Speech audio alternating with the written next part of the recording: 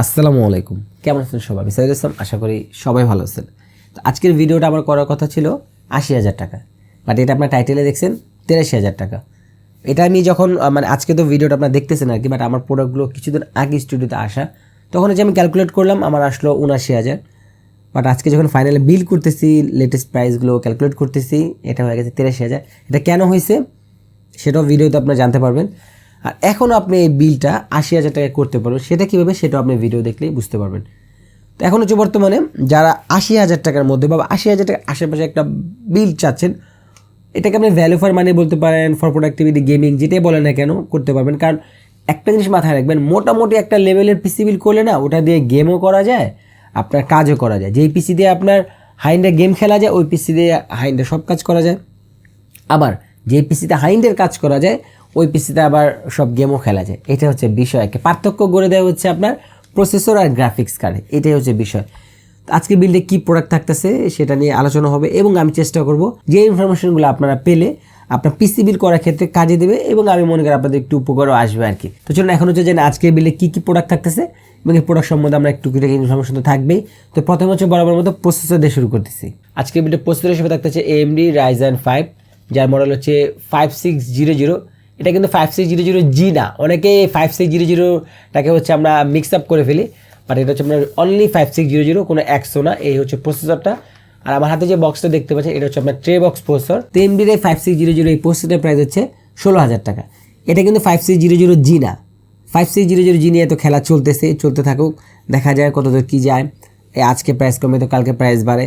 তো এটার বর্তমান প্রাইস মনে হয় সম্ভবত 14,800 15,000 আশেপাশে চলতেছে আর কি। তো যাই হোক, এখন এটার সাথে যদি আমি একটু কম্পেয়ার করে দিই, বুঝতে আপনাদের সুবিধা হবে, ডিসাইড করতে সুবিধা হবে কোন প্রসেসরটা আপনার জন্য ভালো হতে পারে। এখন এটার আরেকটা যেটা বড় ভাই আছে 5600X, ওটার প্রাইস হচ্ছে আপনার 19,000 টাকার আশেপাশে, 19,700-800 টাকা এরকম আপনি পেয়ে যাবেন। 17, 18, 19 হিসাব করলে 3500 টাকার মতো গ্যাপ পড়ে আর কি। যদি আপনি মার্কেট প্রাইস বিবেচনা করেন 3500 টাকার মতো গ্যাপ পড়ে। এখন এই 5600 আর 5600X এই দুটো যদি কম্পেয়ার করে বলি, একদম সেম জিনিস, জাস্ট হচ্ছে আপনার বুস্ট ক্লক আর বেস ক্লকে ডিফারেন্স আছে। এই হচ্ছে ডিফারেন্স, আর কোনো ডিফারেন্স নেই। দুটোতে হচ্ছে আপনার ক্যাশ মেমোরি সেম, দুটোতে PCIe Gen 4 সাপোর্ট করে। কাজে হচ্ছে আপনি যদি পারফরমেন্সের কথা বিবেচনা করেন, এখন বুঝতে পারতেছেন যেহেতু সব কনফিগারেশন সেম, আর্কিটেকচার সেম, তাহলে পারফরমেন্স তো খুবই নগণ্য হচ্ছে ডিফারেন্স থাকে। গেমের কথা বলে এই দুটো প্রসেসরে খুবই সামান্য 2-4-5 FPS এদিক সেদিক। প্রোডাক্টিভিটি ক্ষেত্রেও আপনি খুবই সামান্য, আপনি দেখা গেলো একটা কাজ আপনি 5600X যেটা করলেন 5 মিনিট, হয়তো 5600X ছাড়াতে হবে হচ্ছে 5 মিনিট 30 সেকেন্ড, 40 সেকেন্ড বা 6 মিনিট, এরকম খুবই ডিফারেন্স নাই বললে চলে। তারপর আসেন হচ্ছে ইন্টেল প্ল্যাটফর্ম। যদি আপনি প্ল্যাটফর্ম চেঞ্জ করতে চান, এটার যেটার ইকুইভ্যালেন্ট সেটা হচ্ছে আপনার 12400 বা 12500। এখন ওইটার পারফরমেন্স আর এইটার পারফরমেন্স 5600 দেখবেন যে কাছাকাছি।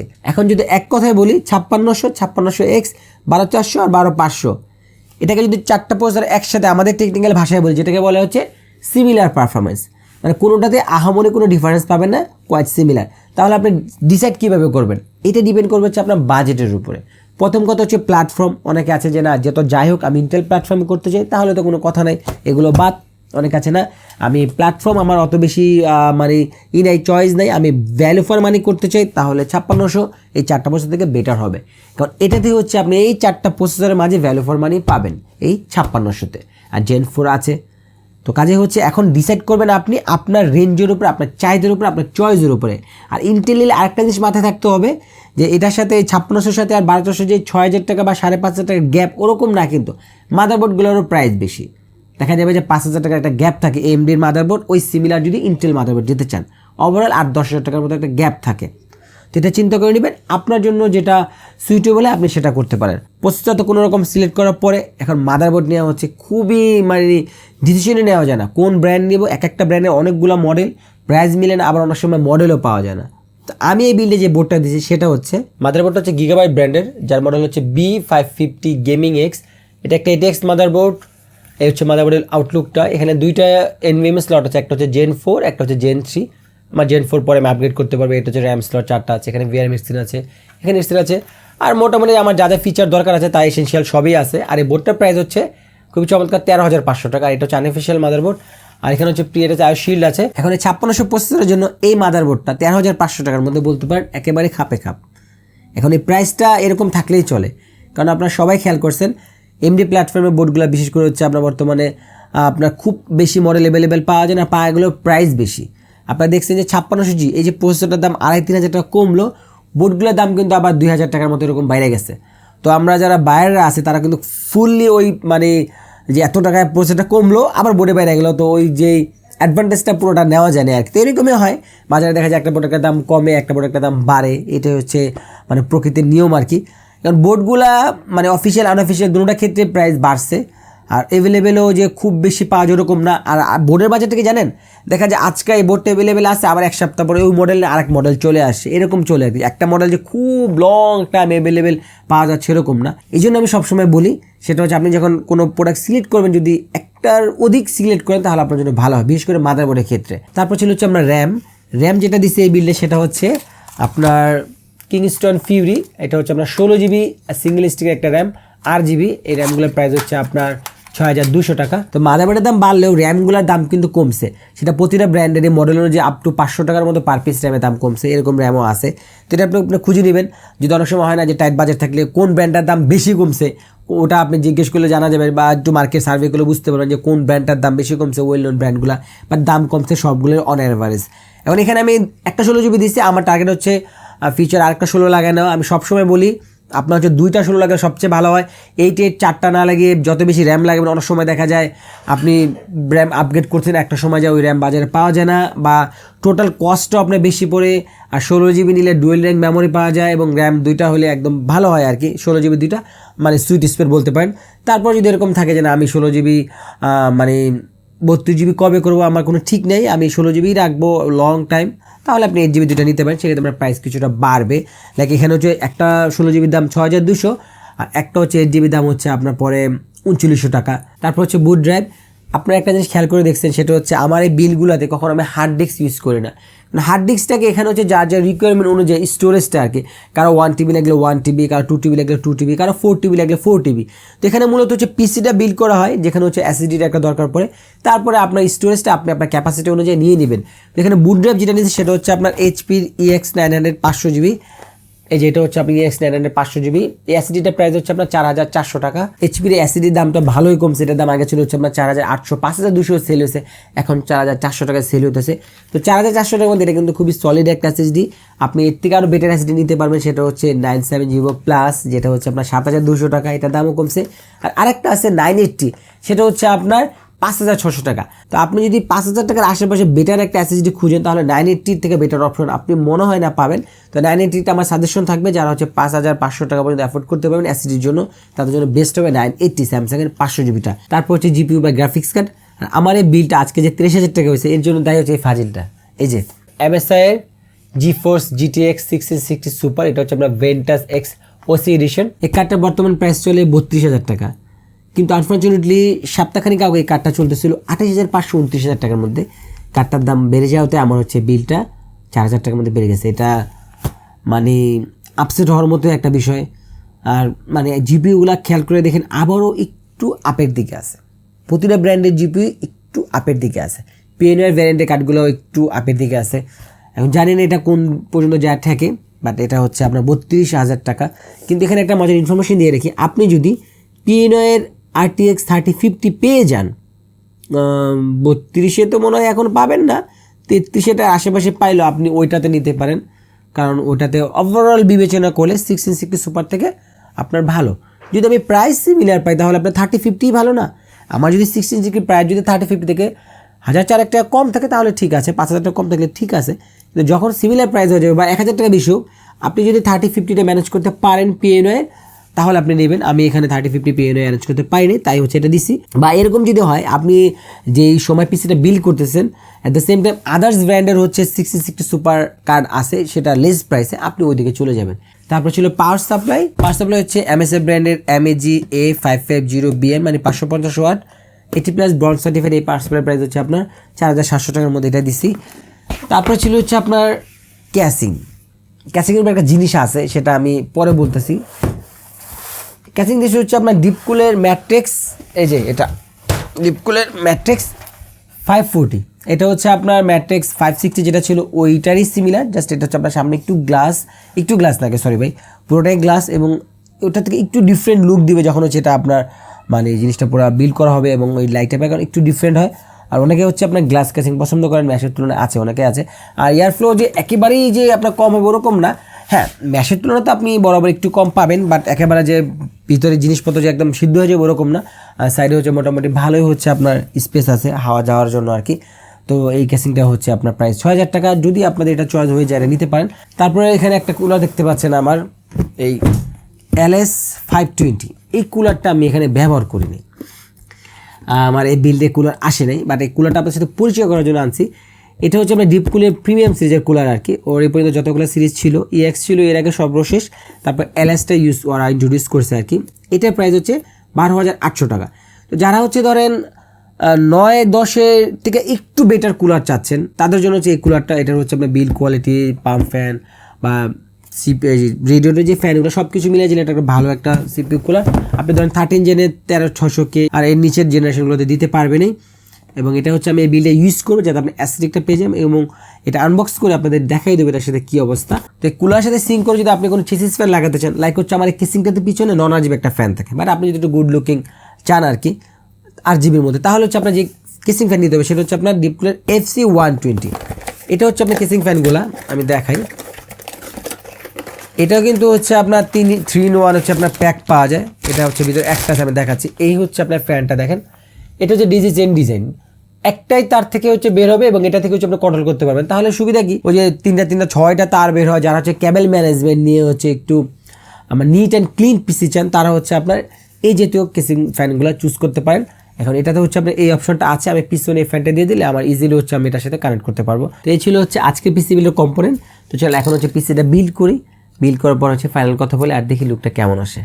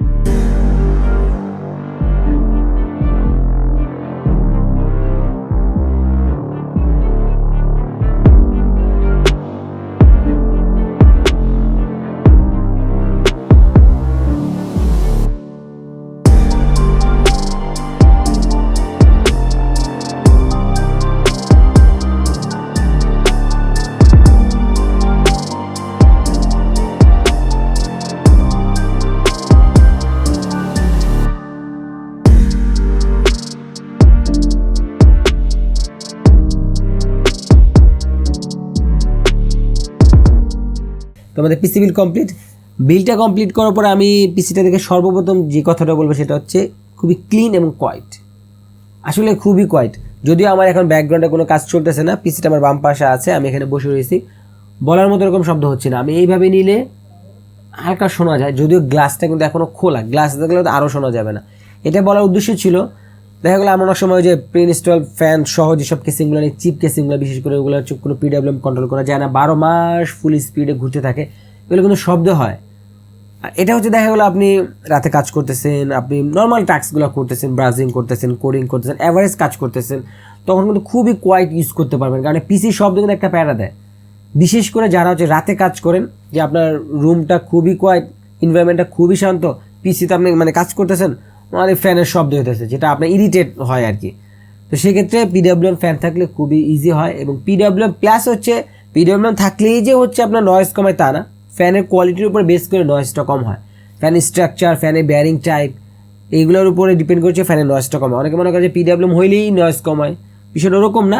পিডাব্লিউএম প্লাস হচ্ছে ফ্যান স্ট্রাকচার যদি ভালো থাকে তাহলে হচ্ছে আরও নয়েজ কম হয় আর কি। তবে পিডাব্লিউএম থাকলে ভালো, অ্যাটলিস্ট ভালো আর কি, কন্ট্রোল করা যায় আর কি। তো কী বলবো, কাজের কথা বললে আর কি, এই 30,000 টাকার বিলটা যদিও আপনার আরও কম হওয়ার কথা ছিল 4,000 টাকা, আনফর্চুনেটলি সেটা এখন বেশি। দয়া করে আপনি যদি আরও সামনে হঠাৎ করে দামটা কমে যায় জিপিও, তাহলে আরও ভালো হয়। আর যদি আপনি RTX 3050টা দিতে পারেন তাহলে আরও ভালো হয়। RTX 3050 দিয়ে দিবেন, কেন আপনি 1660 সুপার নেবেন RTX 3050 দামে, বাট আপনি যখন বিল্ড করতে যাবেন পাওয়াটাই হচ্ছে মুখ্য বিষয়, যদি পেয়ে যান দিয়ে দিবেন।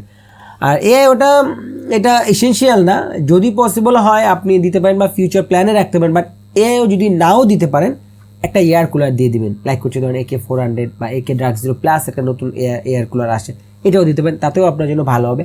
আমি সবসময় সাজেস্ট করি যে কোনো সিপিউর জন্য একটা আফটারমার্কেট কুলার ভালো। ইভেন আপনি 5600G দিয়ে বিল্ড করলো, আপনি যদি একটা আফটারমার্কেট কুলার দেন সেটাতে আপনি একটা ভালো টেম্পারেচার পাবেন এবং বেটার পারফরমেন্স পাবেন এবং পিসি হেলথের জন্য ভালো হয়।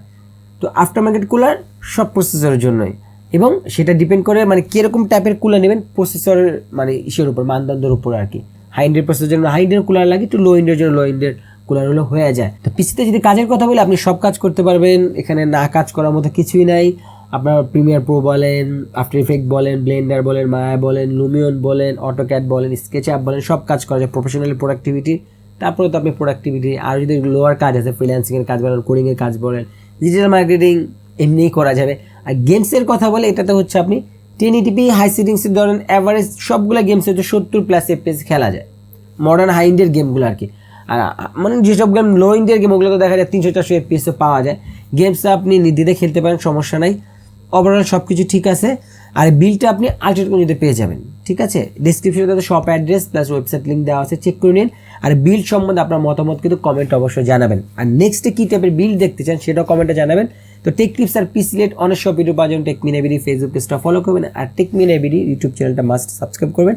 আজকের মধ্যে এখান থেকে বিদায় নিচ্ছি, দেখা হচ্ছে নতুন কোনো ভিডিওতে। আল্লাহ হাফেজ।